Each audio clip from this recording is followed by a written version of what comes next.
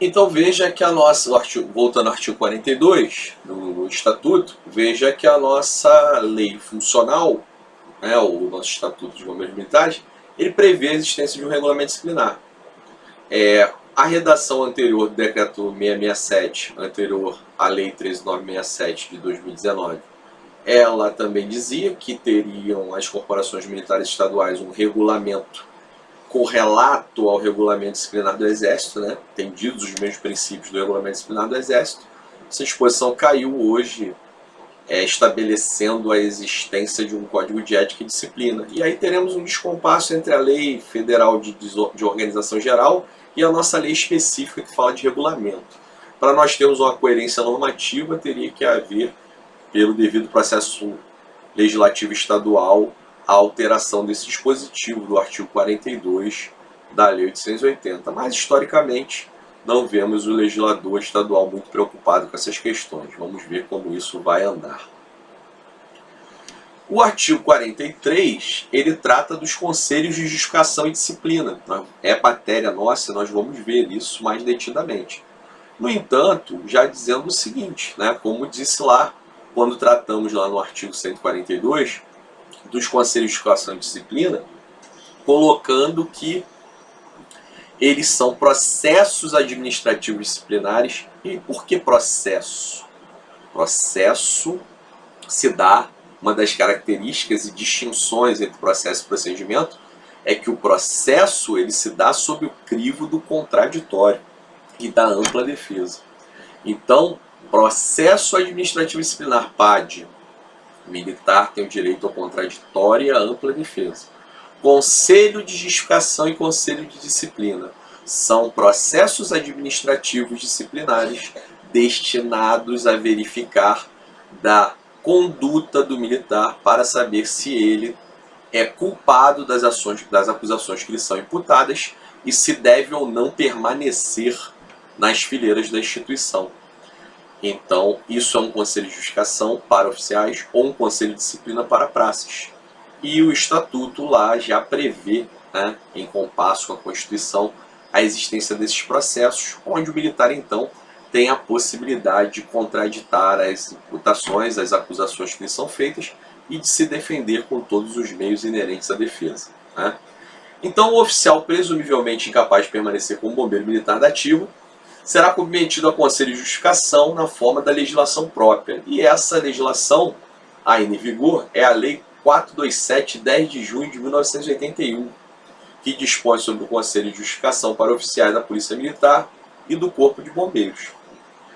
O oficial ao ser submetido a conselho de justificação é o parágrafo 1º do artigo 43 do Estatuto dos Bombeiros Militares.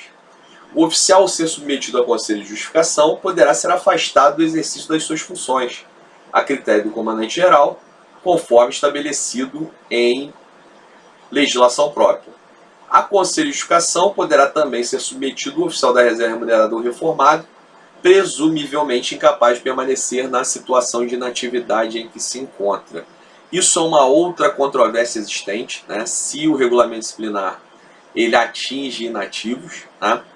Aqui no estado do Rio de Janeiro é pacífico que o inativo está sujeito ao regulamento disciplinar, né? Uma vez que tanto o Estatuto, nessa disposição que mostro aí em várias outras, diz que estamos, como o próprio regulamento disciplinar diz que ele é voltado aos militares ativos e da reserva remunerada e reformados.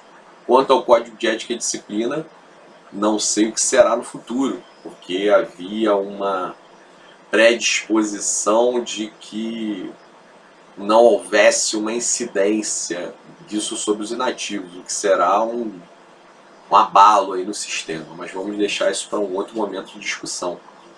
No momento agora é saber que o Estado do Rio de Janeiro, reserva remunerado ou reformado, responde no regulamento disciplinar de forma inequívoca, inclusive podendo perder o cargo, tá certo? Então o militar perde o cargo da ativa, o militar da reserva perde o posto quando oficial e o provento de inatividade, tá certo? Então perde o provento de inatividade. Isso nas aulas presenciais dá bastante discussão, eu não vou alongar aqui, mas basta saber isso, que existe fundamentação legal para que o militar da reserva, o minerador reformado, quando submetido a conselho de justificação e considerado culpado, ele perca o provento de inatividade. Então fica sem nada e pega uma certidão, vai aproveitar lá no INSS, uma outra discussão, tá? Mas passa a não ter provento mais do Estado do Rio de Janeiro nenhum.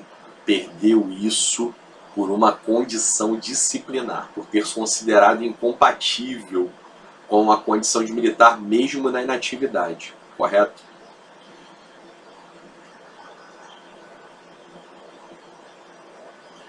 O artigo 44 fala então do Conselho de Disciplina, né? E diz que o aspirante oficial BM e as praças com estabilidade assegurada, presumivelmente incapazes de permanecerem como bombeiros militares da ativa, serão submetidos a conselho de disciplina e afastados das atividades que estiverem exercendo na forma de regulamentação própria. Então, aspirante e praça com estabilidade é submetido a conselho de disciplina. É um outro processo administrativo disciplinar, submetido a uma outra legislação, que está aí no slide número 12, Decreto 2155, de 13 de outubro de 1978, que dispõe sobre o Conselho de Disciplina da Polícia Militar e do Corpo de Bombeiros. Então, aspirante praça com estabilidade, praça com mais de 10 anos de serviço, que fez o seu engajamento, fez o seu reengajamento e passou a servir independente de reengajamento, ou seja, tem mais de 10 anos de efetivo serviço. Esse praça é então submetido a conselho de disciplina. Praça sem estabilidade, o que acontece com ele, coronel? O praça sem estabilidade é submetido a um outro processo chamado Comissão de Revisão Disciplinar, que hoje é regulado por uma resolução SEDEC, e eu vou analisar com vocês em momento próprio, mas guarda características muito semelhantes à do Conselho de Disciplina, e não poderia ser diferente face às garantias estabelecidas na legislação. A ideia da antiga Comissão de Avaliação de Praças era que fosse um processo mais célere, bem dizer, o conceito dos comandantes. Pode ou não pode? Não havia uma ampla defesa do militar, né? Era uma coisa mais sumária e voltada ao juízo da autoridade para sem estabilidade. Então entendia-se isso. Não tem estabilidade, então pisou na bola, pode ser mandado embora. Esse entendimento já foi superado e hoje a Comissão de Revisão Disciplinar, que é o processo administrativo disciplinar destinado à avaliação de condutas para ver se podem permanecer no serviço ativo das praças sem estabilidade, é muito assemelhado ao Conselho de Disciplina, tá certo? Compete ao comandante-geral, parágrafo 1º do artigo 44, julgar em última instância os processos oriundos dos conselhos de disciplina convocados no âmbito da corporação. A conselho de disciplina poderá também ser submetido à praça da reserva do minerador reformada, presumivelmente incapaz de permanecer na situação da inatividade em que se encontra. Então, como já disse, inativo pode ser submetido a conselho de disciplina ou justificação. O conselho de disciplina se encerra no comandante-geral. Quem decide, última rácio, sobre a exclusão de um praça é o comandante-geral, ou de um aspirante oficial é o comandante-geral, tá certo? O conselho de justificação é diferente. Ele tem duas fases, uma administrativa e uma judicial.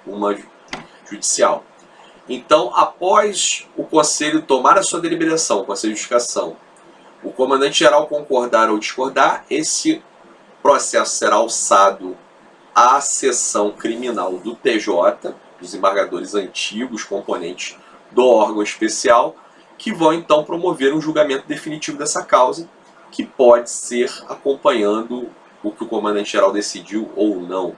Então, ao fim e ao cabo, quem decide sobre a exclusão de um oficial no Conselho de Justificação é o Poder Judiciário, através da seção criminal do TJRJ. O que não acontece com os praças, cuja decisão final é do comandante-geral, tá certo? As praças sem estabilidade, já falei para vocês, são submetidas à Comissão de Revisão Disciplinar, antiga CAVAP, Comissão de Avaliação de Praças, né? E são licenciar, a terminologia legal é licenciamento ex officio a bem da disciplina. A praça com estabilidade ela é excluída e o oficial é demitido. Então são três terminologias, três nomes iuris para atos administrativos com a mesma consequência, que é o rompimento definitivo do vínculo funcional com a instituição militar. Então, praças sem estabilidade são licenciadas ex officio a bem da disciplina, praças com estabilidade são excluídos e oficiais são demitidos, ok? Aí eu tenho aí uma cogitação, né, para a gente raciocinar um pouquinho a respeito dessa questão de mando, obediência, etc., que vou tratar no próximo vídeo.